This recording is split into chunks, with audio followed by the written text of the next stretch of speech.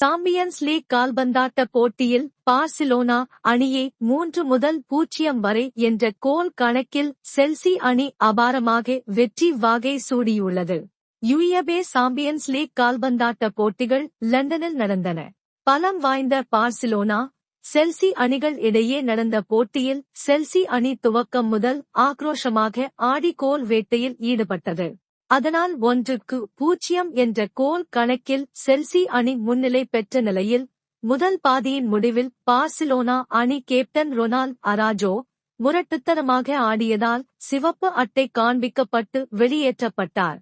அதன் பின் நடந்த போட்டியின் போது செல்சி அணியின் 18 வயது இளம் வீரர் எஸ்டவா அற்புதமான கோலடித்து ரசிகர்களை மகிழ்ச்சியில் ஆழ்த்தினார். சில நிமிடங்களில் அதே அணியின் லியாம் டெலாப் 3வது கோலடித்து அசைக்க முடியாத நிலைக்கு உயர்த்தினார். நேற்றைய போட்டியில் சொதப்பலாக ஆடிய பார்சிலோனா அணியால் கடைசி வரை ஒரு கோல் கூட போட முடியவில்லை. அதனால் 3-0 என்ற கோல் கணக்கில் அபார வெற்றி பெற்ற செல்சி காலிறுதிக்கு முந்தைய சுற்றுக்கு முன்னேறியது.